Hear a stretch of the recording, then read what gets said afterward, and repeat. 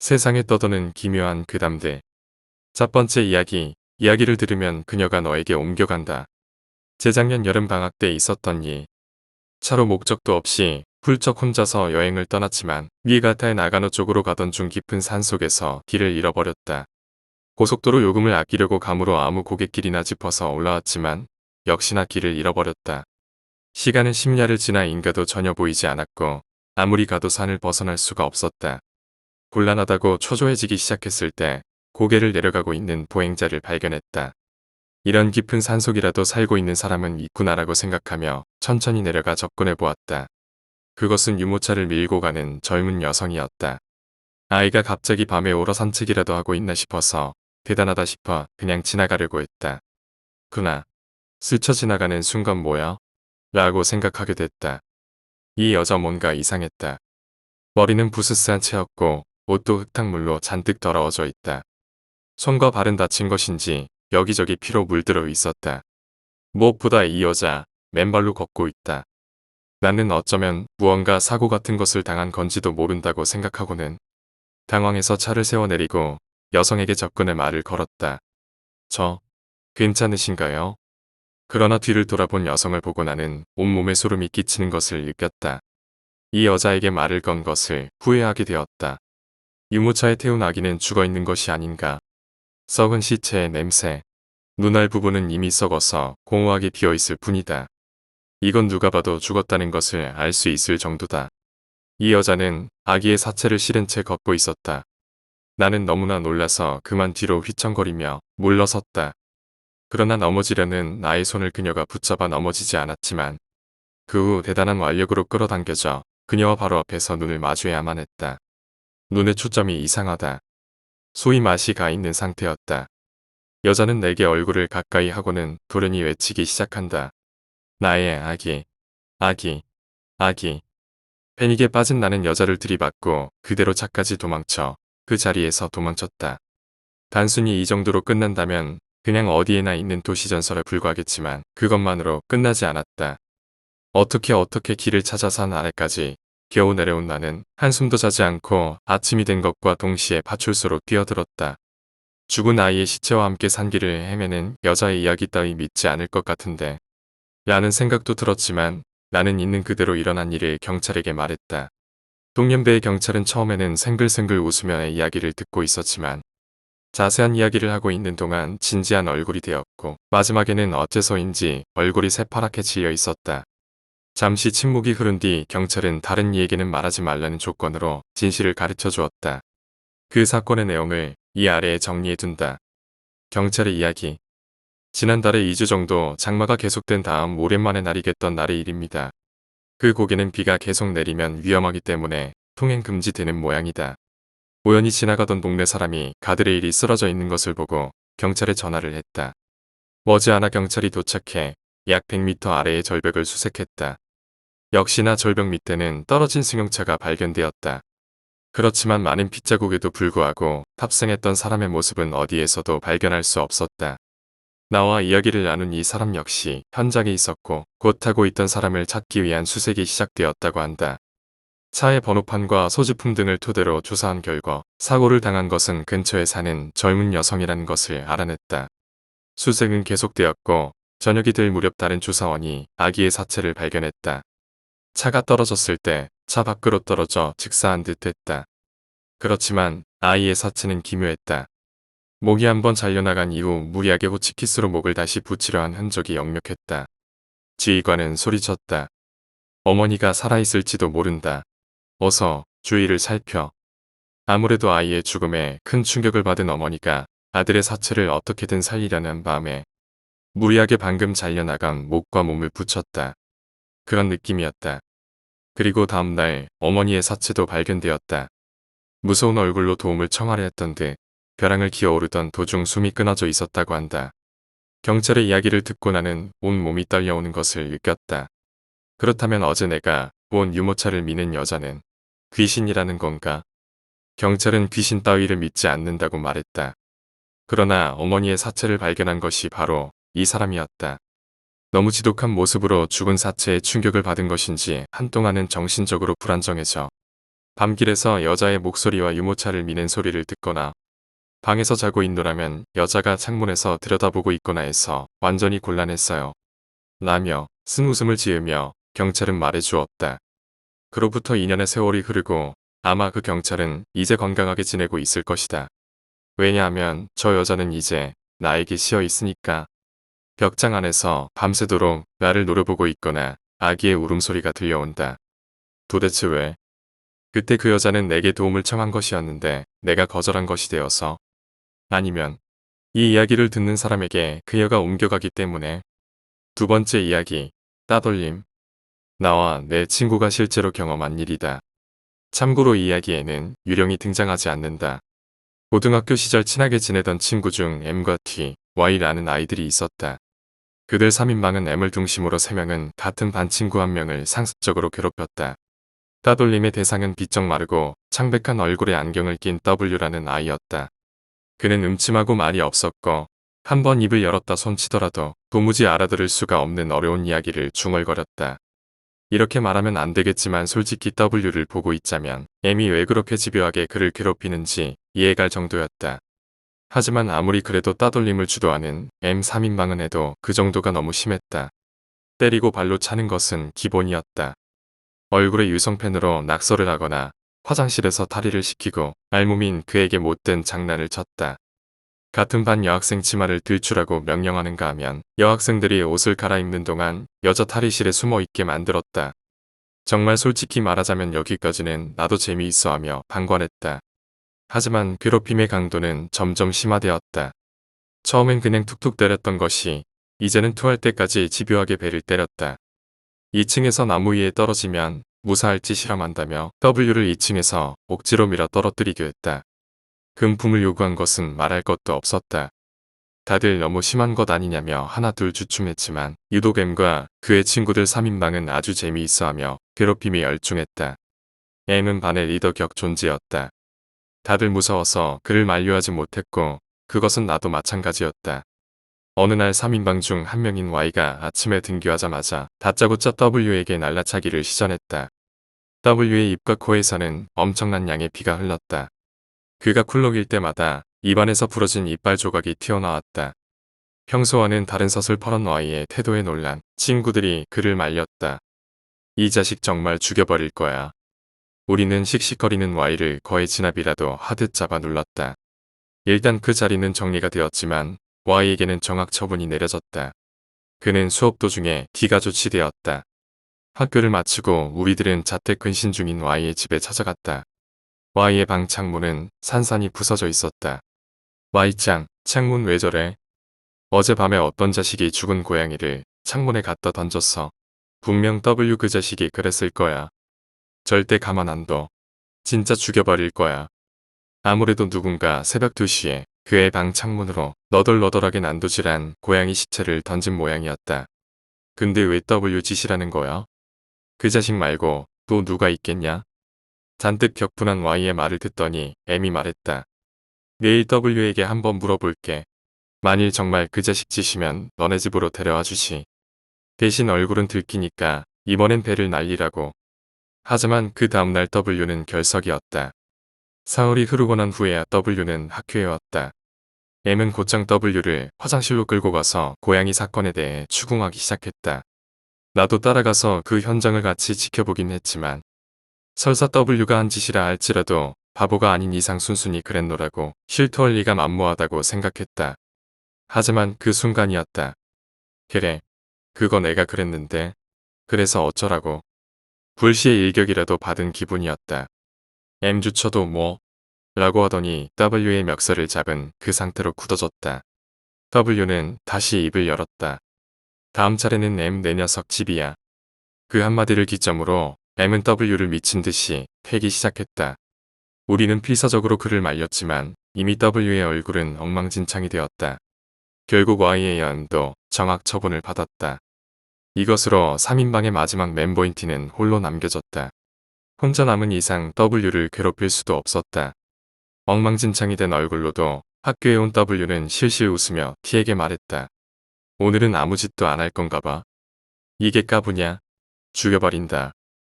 W의 도발에 T는 발끈하여 위협을 했지만 선뜻 손을 올리지는 못했다. 우리는 네가 참으라며 T를 말렸다. 역시 혼자서는 아무것도 못하는구만. W가 던진 이 한마디에 T는 그만 이성을 잃고 의자를 집어들고 W를 때리고 말았다. 결국 왕따를 주도하던 3인방은 전원 정학 처분을 받게 되었다. 며칠 뒤 수업을 듣고 혼자 집에 가고 있을 때였다. 누군가 나를 불러세웠다. W였다. 오군도 지금 M네 집에 가는 거요? 응? 아니 그냥 집에 가는 길인데. M이 사는 집은 우리 집 가는 길에 있었다. 나는 W를 무시한 채로 걸음을 옮겼지만 W는 내 뒤를 졸졸 따라왔다. 설마 이 녀석 M네 집에 가는 건가? W, 넌 어디 가냐? 내가 묻자 W는 갑자기 들고 있던 가방을 열더니 안에서 무엇인가를 끄집어냈다. 검은 쓰레기 봉투였다. 불길한 예감이 들었다.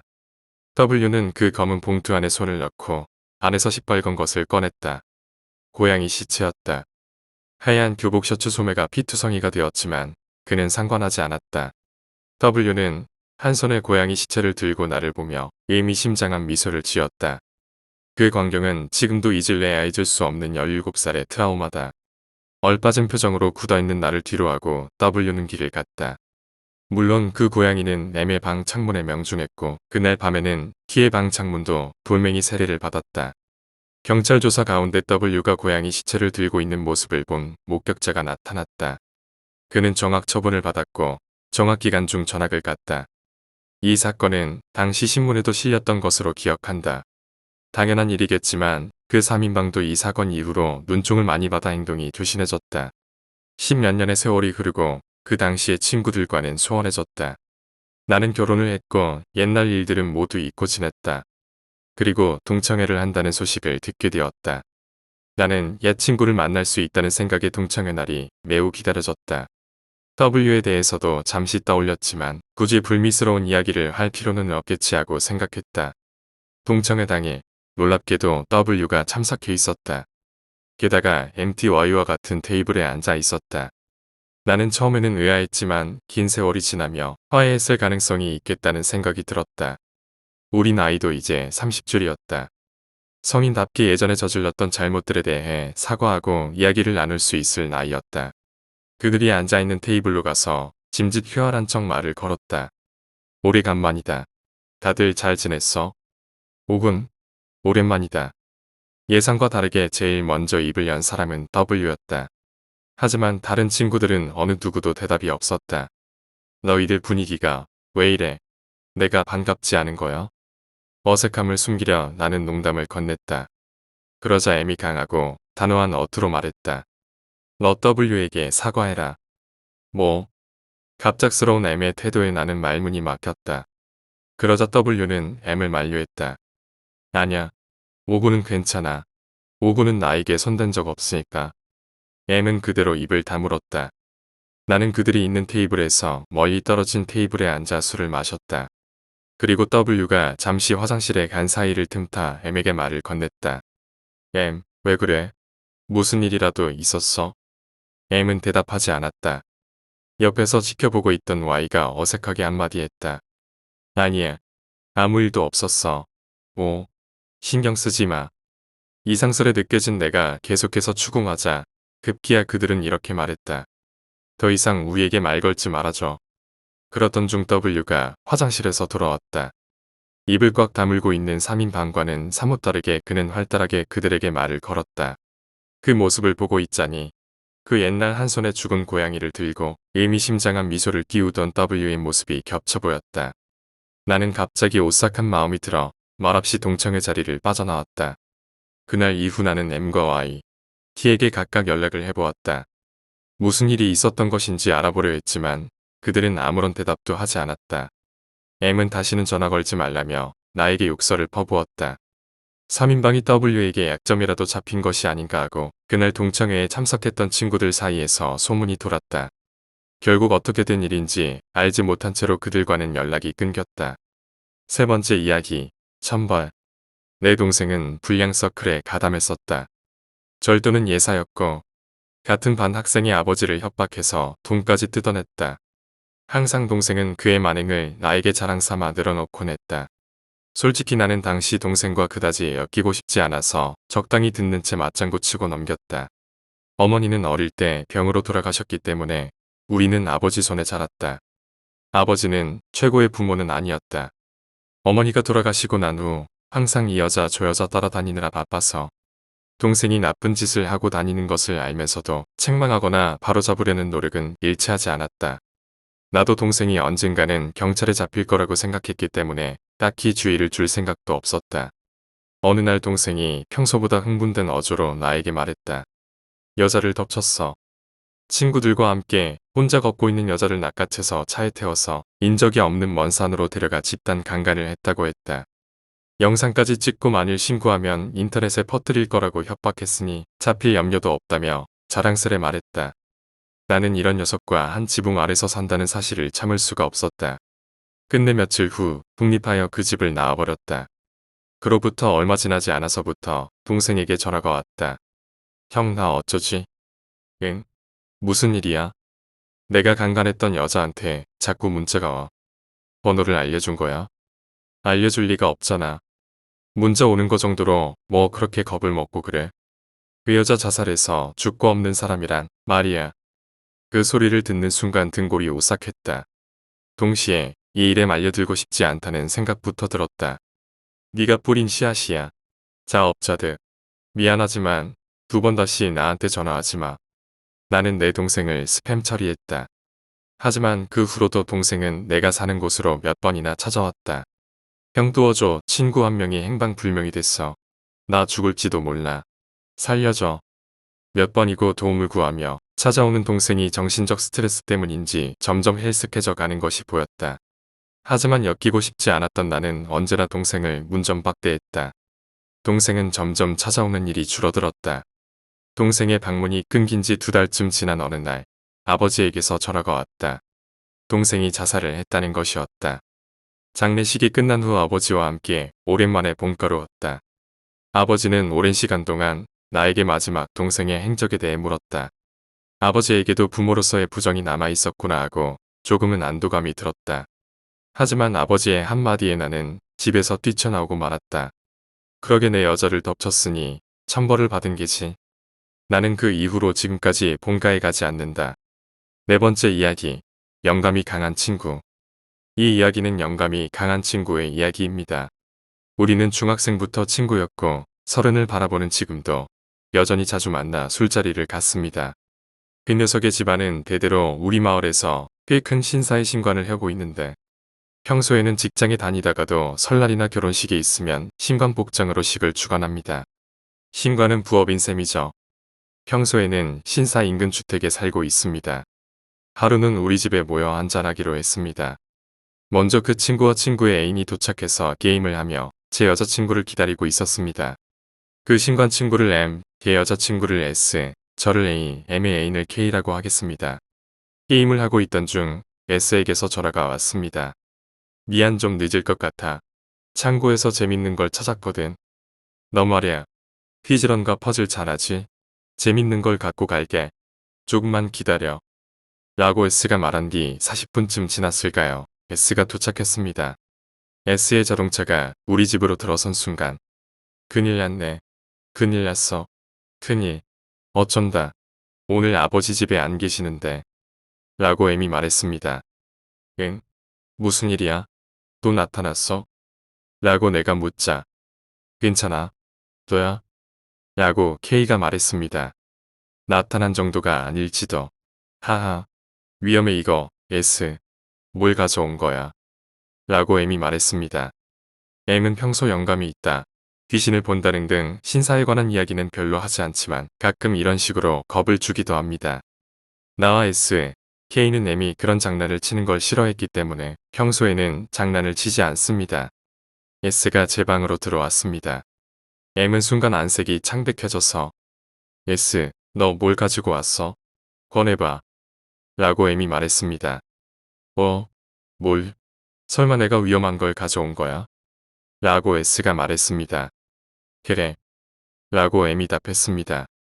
이거 말야. 다음 주에 우리 집 창고를 허물 예정이라 청소하다 찾은 건데. 그렇게 말하며 S는 나무 상자를 꺼냈습니다. 20cm 정도의 나무 상자였습니다. 전화로 말했던 퍼즐은 이거였나. 작은 테트리스 블록 같은 나무가 맞춰져 있는 듯 했습니다. 더 이상 만지지 마. 만지면 안 돼. 라고 M이 말한 뒤 그 순간 M은 화장실로 맹렬히 달렸습니다. 고지오 토하는 소리가 들려왔습니다. M이 휴대폰을 꺼내 전화를 걸었습니다. 아버지, 고토리바코를 친구가 가져왔어요.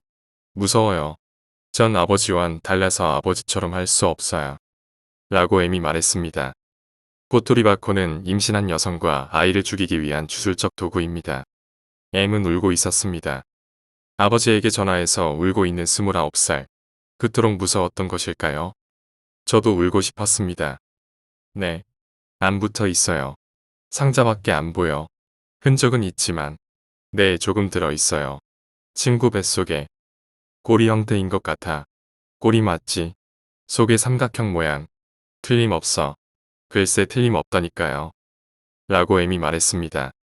별의별 전문 용어가 나왔는데 반복해서 말했던 것은 고토리바코와 칠보 등 더 있었지만 잊어버렸습니다. 알겠어요. 할게요. 라고 말한 뒤 M은 여기서 전화를 끊었습니다. 마지막에 2분 정도 심하게 울더니 몸을 가다듬고 좋아. 라고 말하고 뭔가 결심한 듯이 정절을 틀고 무릎을 탁 하고 쳤습니다. 에이, 커터칼이나 식칼을 가져올래. 라고 M이 말했습니다. 이봐, 뭐 할 건데? 라고 내가 묻자. 누굴 죽이려고 그러잖아. 예스, 나 때문에 겁먹지 말라고 하면 무리일지도 모르지만 겁먹지 마. M, 겁먹지 마. 겁먹지 마. 얕보지 마. 해치워버리겠어. 해치워주시. 젠장. M은 두려움을 떨쳐버리려는 듯 포효했습니다. S는 겁에 질려 반쯤 울먹이고 있습니다. 저도 K도 눈물이 날 것 같습니다.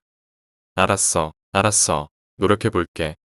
나와 S, 그리고 K도 무슨 영문인지 모르지만 알겠다고 얘기했습니다. 에이, 커터칼이나 식칼 좀 가져와. 라고 M이 말하자 나는 식칼을 M에게 건넸습니다. 에이, 내 종아리를 힘껏 찔러. 힘껏. 라고 M이 말했습니다. 어떻게 돌아가는 상황인지 모르지만 M이 하라는 대로 할 수밖에 없습니다. 제 칼에 찔리면서 M은 손가락과 손바닥을 식칼로 베었습니다.